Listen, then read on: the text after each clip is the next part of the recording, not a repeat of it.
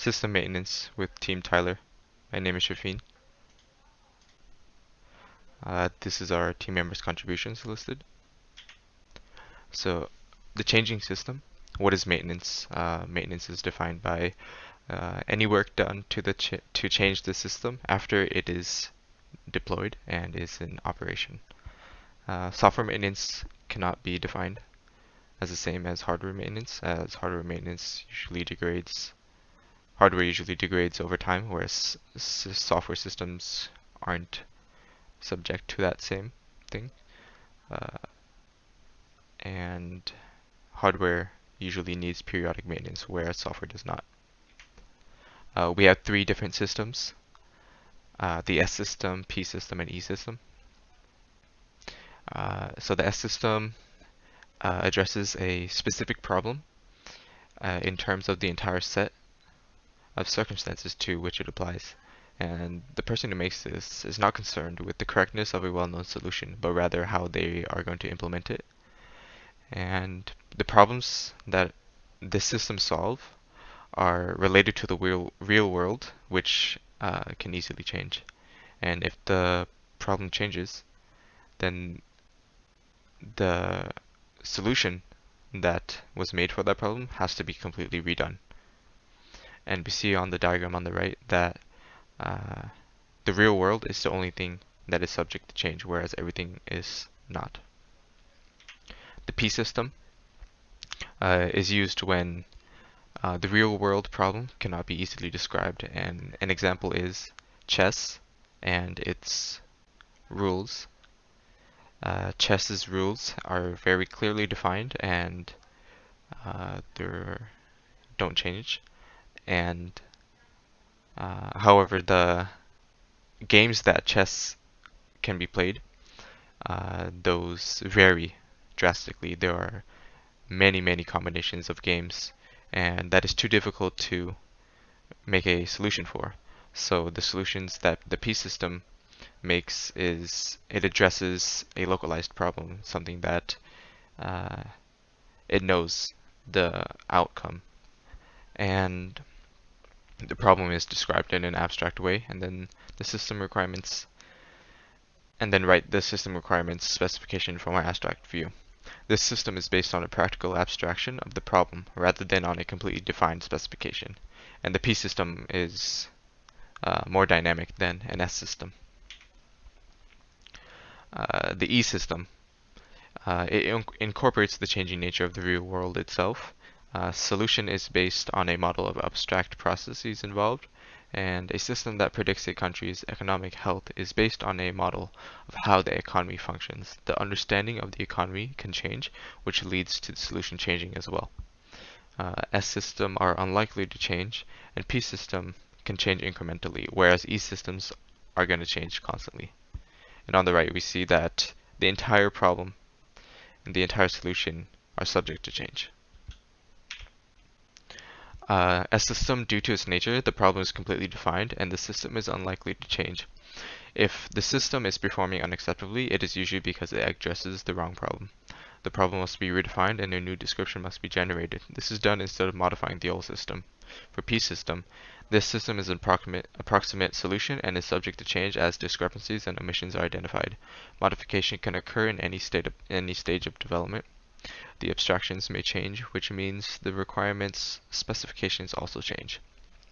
For E system, it's subject to the kind of changes that P system also goes through.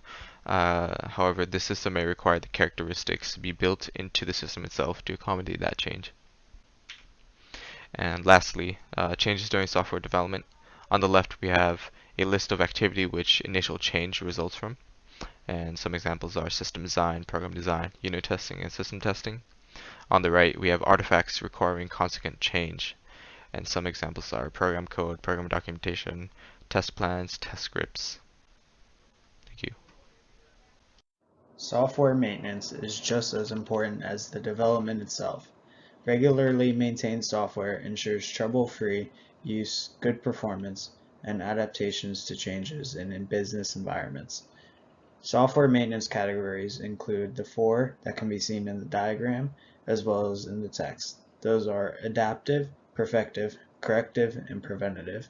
Adaptive software maintenance includes the changes that are made to a system to ensure compatibility with changing environments. Perfective software maintenance includes checks on fine-tuning of the system, functionality, and capabilities to improve performance. Corrective software maintenance includes detection of errors and mistakes in existing solutions and their correction. Preventative software maintenance helps prevent potential system vulnerabilities. System lifespan. Traditionally, it is estimated that between 60 to 80% of development time is spent on maintenance, while only 20 to 40% on new development. This ratio depends on each company's definition of maintenance. While some consider only bug fixing maintenance work, others consider all software changing as part of maintenance work. This is also known as the Pareto principle or the 80-20 rule. Some examples of the Pareto principle in software development are 80% of the complexity in a given application comes from 20% of the code base, 80% of the bugs in the software come from 20% of the features, 80% of the application can be developed in 20% of the time. Every system has a lifespan. The two main factors that go into determining a software lifespan are the relevance of the technology it is written in and the availability and cost of resources to maintain it. It could prove impossible to keep legacy systems if one is not able to implement new requirements on old systems. Eventually, not having any developers who have the skill set to work on legacy systems becomes an issue for most companies. You can see in the image to the left-hand side how long even a company like Google lets their services live. Even a big company like them still has a mean of only a couple years to let their products live. System evolution versus system decline. A legacy system is one that is based on outdated technologies but is critical in day-to-day operations. By replacing legacy systems with a modern solution, you make sure your business and software is ready to evolve and expand. Design standards have changed significantly over the years. Customers expect a modern, sleek, user-centric, intuitive experience. There exists a series of laws formulated starting in 1974 by Meir Lehman and Laszlo Bilaty, describing the balance between forcing new development and revising old systems. Those laws are continuing change, which is a program that is used in a real-world environment must necessarily change or else become progressively less useful in that environment. Increase in complexity, which is as an evolving program changes, its structure tends to become more complex. Extra resources must be devoted to preserving and simplifying the structure. Large program evolution, which is program evolution is a self-regulating process. System attributes such as size, time between releases, and the number of reported errors is approximately invariant for each of the system release. Organizational stability, which is over a program's lifetime, its rate of development is approximately constant and independent of the resources devoted to system development. Conservation of familiarity, which is over the lifetime of a system, the incremental change in each release is approximately constant. Continuing growth, which states the functionality offered by systems has a continually increase to maintain user satisfaction. Declining quality, which states the quality of systems will decline unless they are modified to reflect the changes in their operational environment. And feedback system, which states the evolution of processes incorporate multi-agent, multi-loop feedback systems, and you have to treat them as feedback systems to achieve significant product improvement. The nature of maintenance. When developing systems, the main focus is creating correct, working code that fulfills its requirements. During development, the team will continue to look back at earlier stages. The design is made based off requirements, code components are reviewed with the design, and testing is done to ensure proper functionality.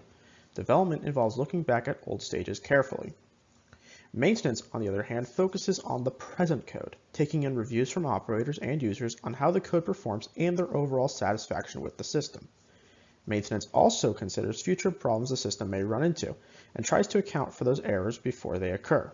Thus, maintenance has a much broader scope of things to control and track. Maintenance activities and roles. Maintenance involves many of the same activities as development, ranging from evaluating and planning out the design and code of the system to testing inputs and making changes to get the desired output. However, maintenance requires a much more in-depth knowledge of the program than development, giving programmers a much larger role in maintenance than development. Maintenance focuses on four major aspects of the system changing over time: maintaining control over system's daily functions, maintaining control over modifications, perfecting current acceptable functions, and preventing performance degradation to unacceptable levels. Corrective maintenance, addressing problems resulting from faults, finding a cause and making corrections to requirements, design, code, testing suites, and documentation as needed. Immediate emergency fixes offer a temporary solution, as the team works to provide a better, more permanent solution. Adaptive maintenance, changing other parts of the system that need to be updated as a result of the primary change done to one part of the system. Adaptation may also need to be done as a result to a change in the system's environment. Perfective maintenance, making changes to the system in order to improve some aspect of the system, such as enhancing documentation readability or improving the testing coverage. Preventive maintenance, changing some aspect of the system to prevent failures, such as type checking, error handling, or just ensuring the system can deal with all possible events. Usually results from programmer finding a problem before the fault occurs and fixing it before any damage is done. Who performs maintenance? Often, there is a maintenance team separate from the development team, which creates pros and cons. The developers understand the inner workings of the code better than the maintainers. However, developers sometimes become overconfident in their work, resulting in not keeping documentation up to date, which can create a large delay when a problem arises. A separate maintenance team is more objective in their testing, often finding it easier to distinguish how a system should function versus how it currently functions. Also, the knowledge of other workers basing their work off of someone's documentation means developers tend to be more careful in documentation and programming standards. Team responsibilities. Users, operators, or customer representatives come to the team with issues.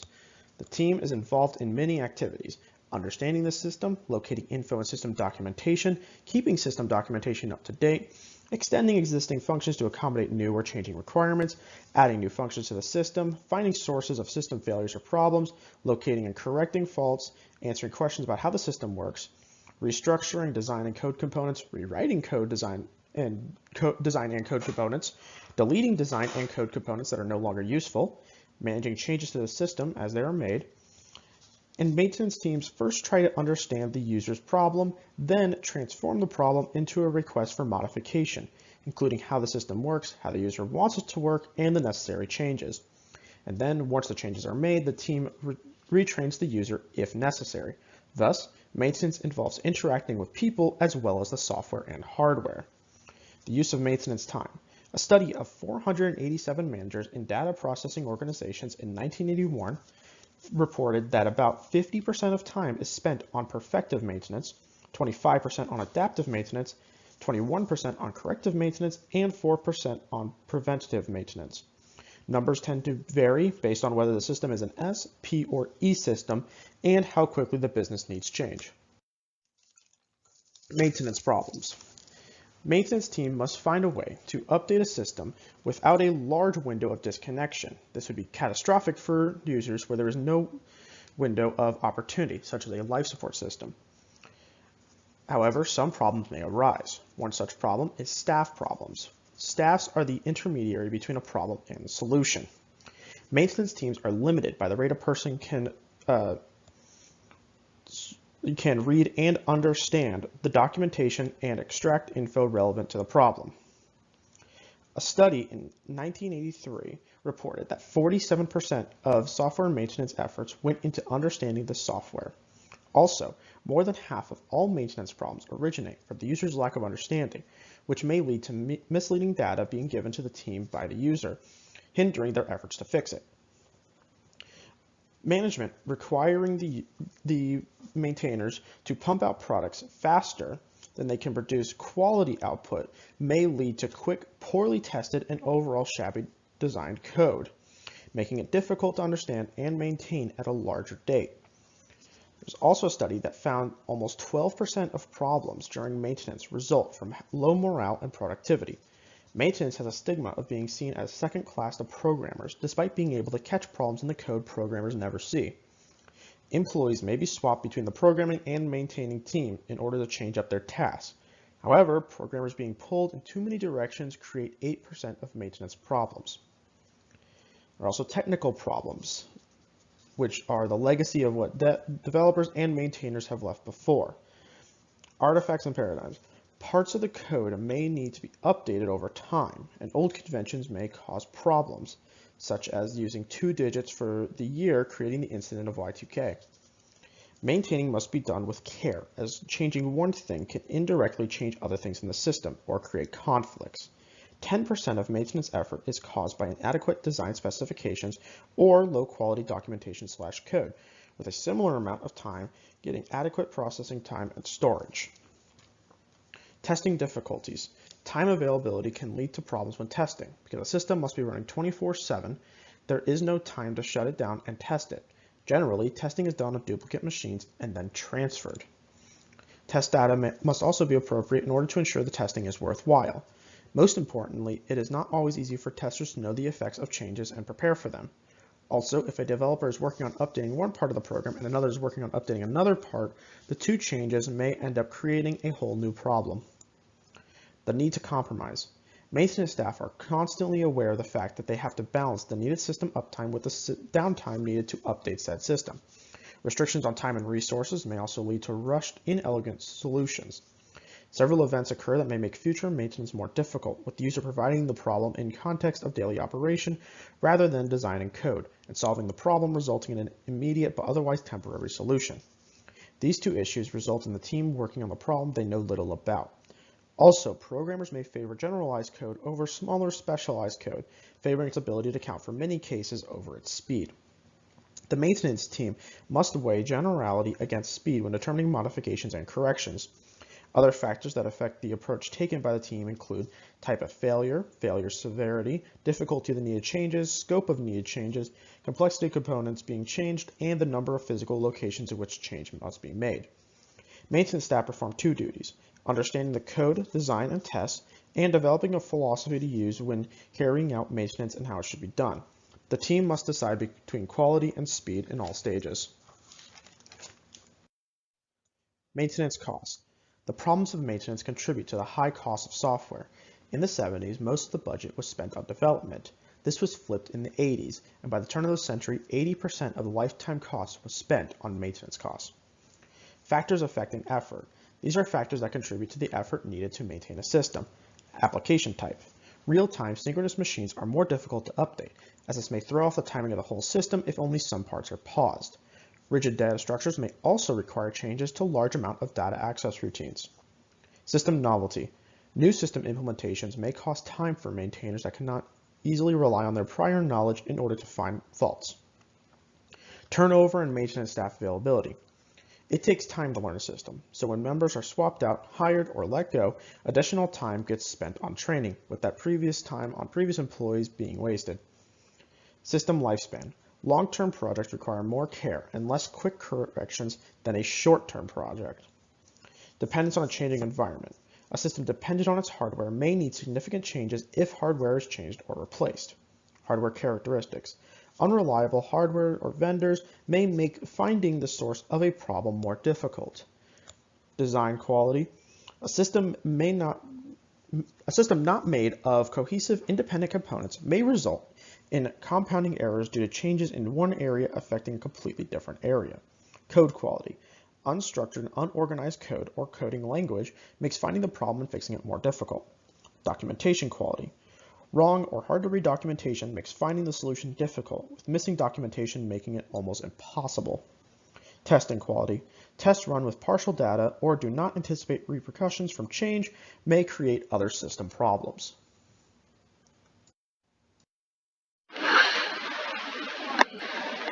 To understand maintenance cost models, first we'll need to understand the need for maintenance cost model. Like, why should we have the maintenance cost models in the first place? There's this growing trend in Valley about young tech entrepreneurs trying to make their way throughout the industry, and they're leaving quite a mark on it. But the problem which they run into is that they think that building a software is a one-time cost. However, this is truly not the case. It has been seen that about 67% of software cost goes towards its maintenance. Like, if you spend 100 rupees for creating a software, you need to give at least 67 rupees to maintaining that software. However, most people don't take this into account, which in turns ends up in upsetting the budget, and it throws off the entire project off the track. Modern software solutions are highly intricate pieces of technology that require regular updates and maintenance. The maintenance work can be highly tedious and time consuming.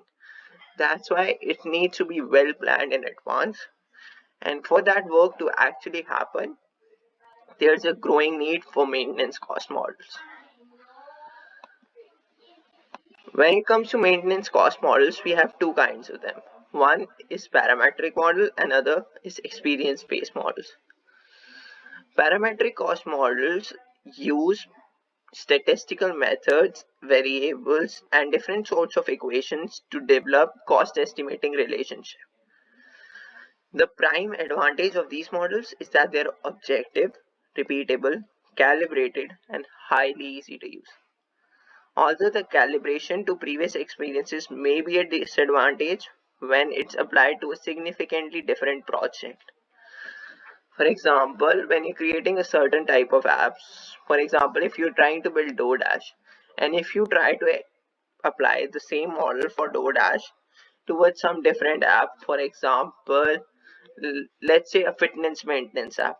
Both the apps require different kind of maintenance. That's why the same models can't be applied to the different kinds of apps. When we do that, it in turns, like, the cost estimated is wrong and we mess up the project. The other model is experience-based model. Well, thing is, the planning process is a huge factor that affects software maintenance cost. Previous experiences and judgment based on existing data can be a reliable approach, and that's what an experience-based model does. It uses experts and people who have worked on a project previously to find the new cost behind the new project. The cost of maintenance model can be derived as an estimation based on historical data from measurement models. For example, if someone has previously worked on DoorDash, that person could help us figure out a cost of somewhat new food delivery app or something related, some other kind of delivery apps, by taking data from that very model. Mostly software maintenance cost depends upon following factors. One of them is module independence. That is, what part of the software will require maintaining. Because one person could easily imagine that not all parts of software require maintaining at simultaneous time. Instead, different modules require different maintenance at different times. That's why how our software is divided and how well it has been built affects this cost. Next point is programming language used. Well, the maintenance cost depends upon the programming language used. There are certain programming languages which doesn't have that many programmers based on that language, but however, if the software is built on that model, on that programming language, the cost of the developers will be high and thus the maintenance cost will be high. So while building a project, we need to take into vision what programming language are we using while building that app. Next part of the project is programming style. If the style used while trying to program the software is not efficient, clear, then it takes a lot of time for people to understand, for people who are maintaining the project to understand what the project is about and what a particular function does. Thus, the maintenance time goes up, and in return, the maintenance cost shoots up. The other thing is program validation and testing. If a program that is being created is not properly validated and tested previously in advance, the program cost goes up because there are a lot of errors present, and correcting those errors increases the maintenance cost. Program age. The older the program is, the higher the maintenance cost is, because to keep up with the modern day, you need to provide constant updates and such. That's why the maintenance cost shoots up. One other thing that any program maintenance cost depends upon is external environment, which cannot be controlled by developer. However, this needs to be taken into account. For example, there are many such websites that highly depends upon the external environment. For example, when PS5 drops out on the GameStop website, because user try to access the website so much, the server of the website cannot handle this much overload, and instead the website goes down. This is the biggest reason why the external environment needs to be taken into account while calculating the maintenance cost. Another such example we could easily see is hardware stability. If the software that has been created, it's not on stable hardware and not on a modern day hardware but old relic kind, it's difficult to maintain. That's why the software we are building today needs to be based on advanced hardwares and such things. Now we move on towards maintenance characteristic. Well, basic part of maintenance characteristic is that when software maintenance plays a crucial role in measurement of the software maintenance cost. The person who is maintaining the project must determine what measures are appropriate for that very organization based on the needs and context of the organization itself. With help of software maintenance, the businesses can get information necessary for their project and users to go up. It also enables the comparison of software maintenance profiles internally within the organization itself. Another part of maintenance characteristic measurement is that we can basically distribute maintenance characteristic measurements into three broad categories. First is understandability metric. Understandability metric states that there is a close relationship between the internal documentation of the cost of the code and its understanding cost. For example, if the code is well documented, commented, and as such, the code is easier to understand for the person who's maintaining the project, and thus the cost of maintaining the project goes down considerably as the understandability index goes up. There is an inverse relation between the understandability index and the cost. The second characteristic is modifiability metric.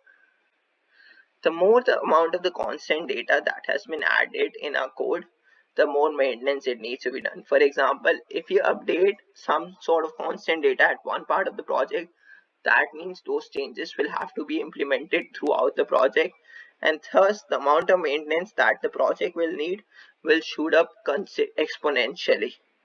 That's why it's said that the more numerous the constant data, the bigger the modification cost tools.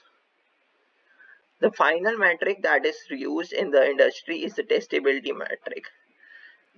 The number of errors testing lines for every 100 lines of code, which means that the testing the code will be simpler if there is error detection and treatment procedures built into the code itself.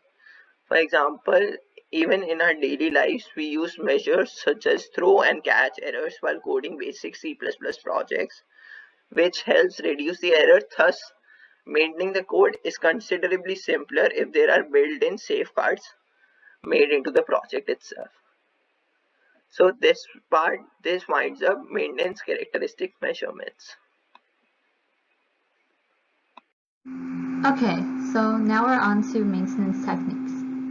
One of the best ways you can make maintenance easier and need less maintenance in general is to make the product right from the start. It is much harder to try to force good structure and design into a poorly built system than it is to do it properly from the start. One important factor when it comes to maintenance is the tracking of changes and their effects on the system. As systems become more complex, the chances of a change affecting more components rises, which is why it is good to have good configuration management. One way you can improve this is by having a configuration control board. This board is made up of customers, developers, and users in order to oversee the process of implementing changes into the system. First, change requests are recorded in a formal change control form, containing information regarding how the system works, a description of the problem or enhancement the person found, and a description of how the system is supposed to work. Next, the board meets to discuss whether the request is for an enhancement or for an issue that leads to the system not meeting requirements. This decision is usually used to decide who will pay for the change. After this, a discussion is had to identify the parts involved in the requested change. Programmers and analysts may also describe the scope and time the change would take to implement. The board then assigns priority levels to the change, and a programmer or analyst is put in charge of its implementation. The programmer or analyst implements the change and tests it on the test copy, not on the currently running version. Once that is done, the programmer or analyst works with the program librarian to control the installation of the changes in the currently operating version, and all relevant documentation gets updated. Finally, the programmer or analyst files a change report describing the changes made.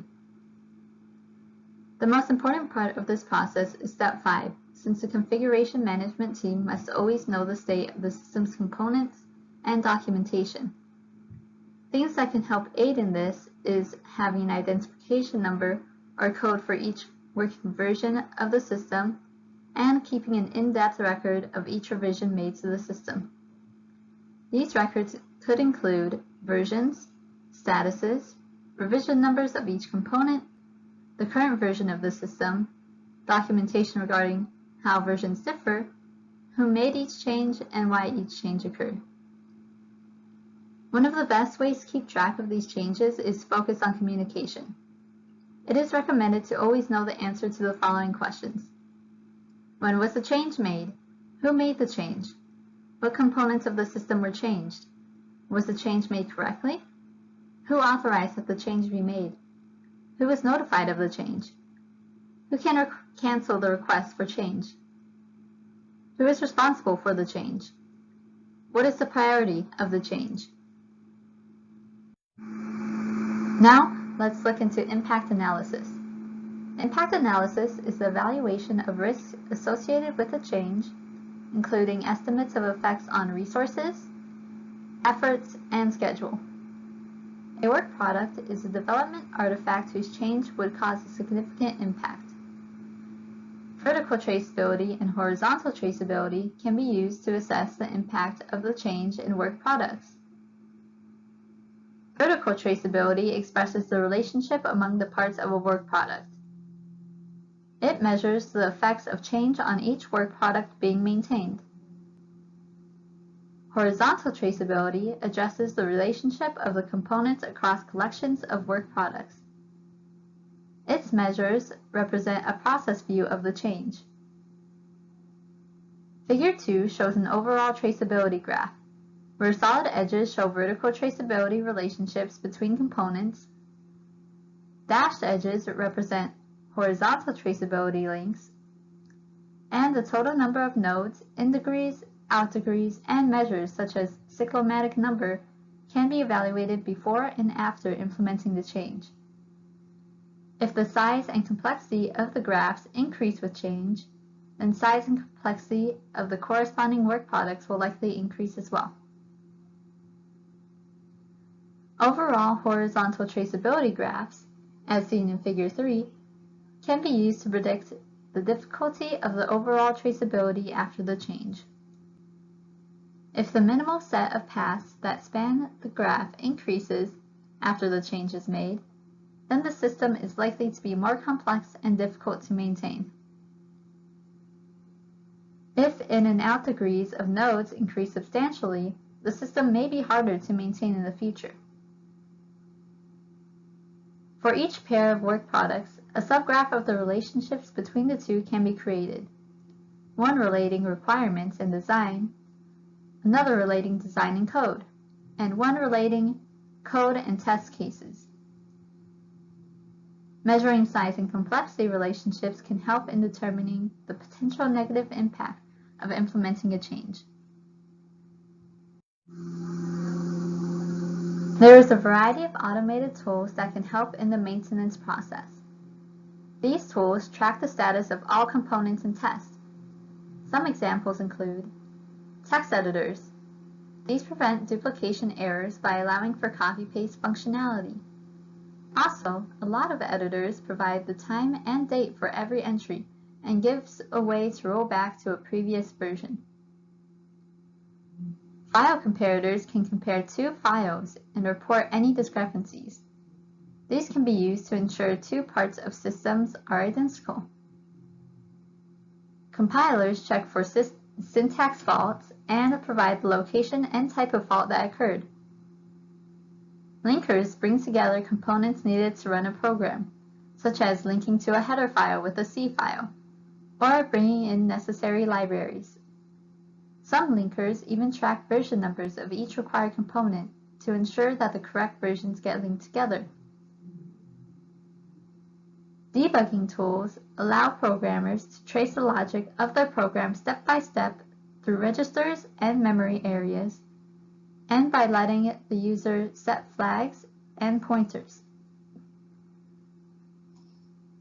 Cross-reference generators allow the user to find requirements, design, and code components that will be affected by a change.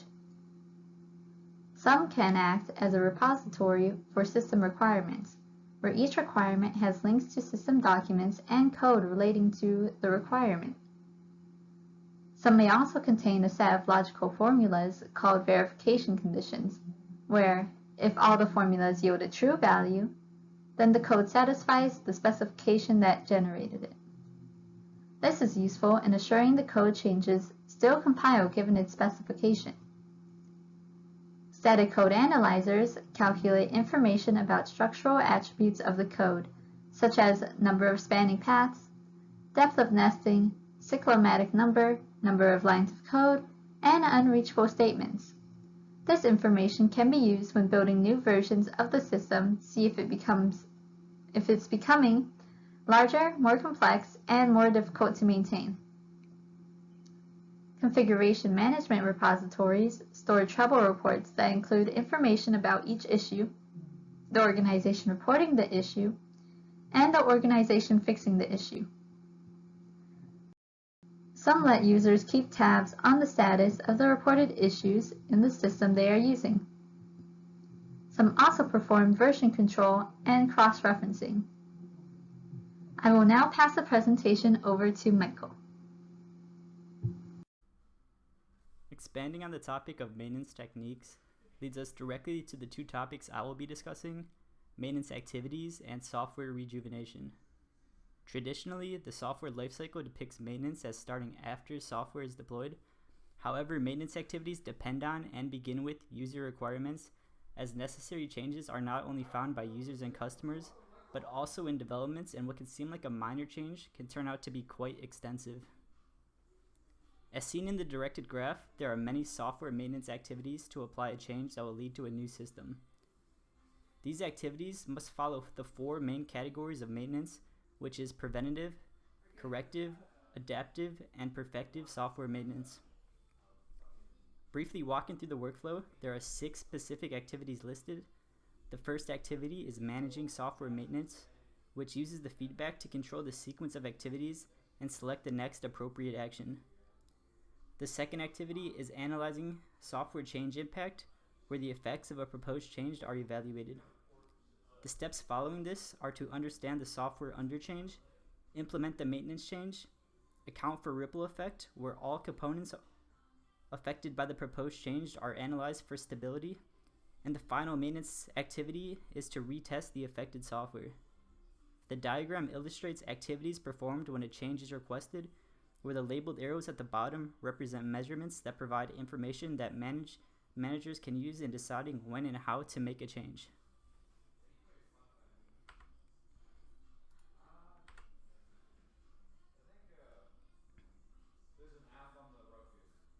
As seen in the previous maintenance activity workflow, the risk associated with change, including estimates of effects on resources, effort, and schedule, need to be evaluated through impact analysis.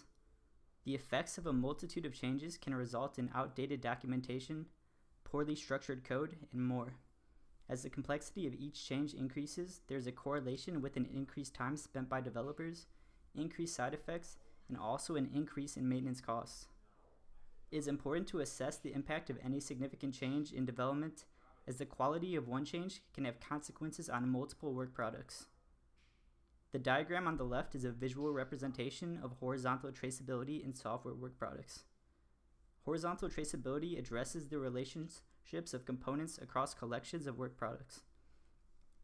Each part of the documentation has design components that is traced to the code components that implement part of the design. Essentially, the graph of horizontal traceability shows all the interrelations of work products and how changing one can have consequences to many others. We examine each requirement and draw a link between the requirement and the design components that implement it. We then connect each code module with a set of test cases that test it. Once a horizontal traceability graph is completed, we are able to examine the links showing relationships among all work products. The figure on the right illustrates how the overall traceability graph might look. In this graph, there is a clear distinction of vertical traceability, which describes dependencies within each major process of requirements: design, code, and test. The solid edges within each box are the vertical traceability relationships, and the dashed edges display horizontal traceability links for the system. We need both types of traceability to understand the complete set of relationships assessed during impact analysis.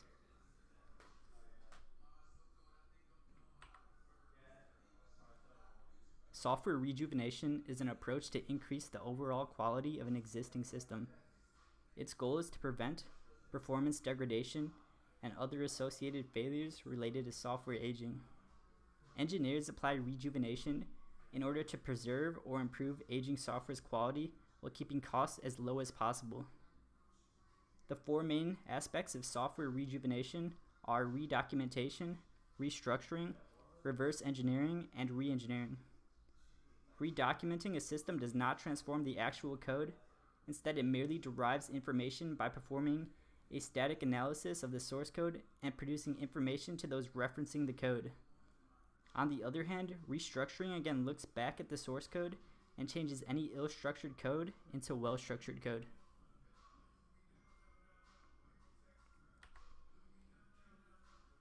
To reverse engineer a system, we look back from the source code to the products that preceded it, recreating design and specification information from the code.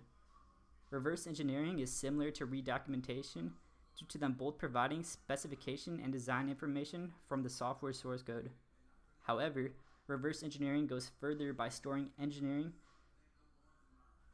information into a form that allows us to manipulate it. Due to engineers extracting specific information in this process, it is common for a reverse engineered system to have less information than the original system. The top figure on the right illustrates this process as source code is submitted to a reverse engineered tool, which interprets the structure and constructs outputs with the information that the tool has gathered. The key to reverse engineering is the ability to abstract specifications from detailed source code implementation. Extending onto this is re-engineering, where we first reverse engineer an existing system and then make changes and create a new system with a revised specification and design. Re-engineering produces new software source code without changing the overall system functionality. The second image on the right shows the steps in this process where the system is reverse engineered. Then, with the information gathered, the model of the software system is corrected or completed then the new system is generated from the new specification or design. Overall, software rejuvenation is not always appealing, as many practitioners would rather focus on new software developments. However, advances in reverse engineering tools have given more visibility to rejuvenation. Part 3, SE Lab. One of the problems we need to look out for is what type of assumptions we make about the failures we are looking for. Ariane 5, a European Space Agency's rocket, exploded due to a failure in the system. Developers were told to focus on fixing and preventing random failures. They were also told to stop the processor if an error occurred. Ariane 5's inertial reference system failed due to a design error, rather than a random failure. Since then, they changed their failure strategy by running more simulations on the system and having a better backup policy in case of software failures. The key thing to learn here is to look out for what assumptions you're making about failures. For example, in this case, the developers were so focused on random failures that they didn't think to look out for design failures.